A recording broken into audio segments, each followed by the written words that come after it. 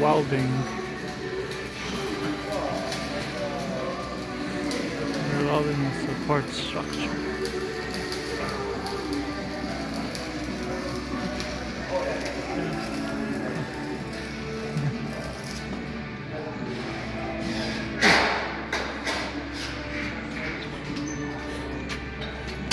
Bad hot.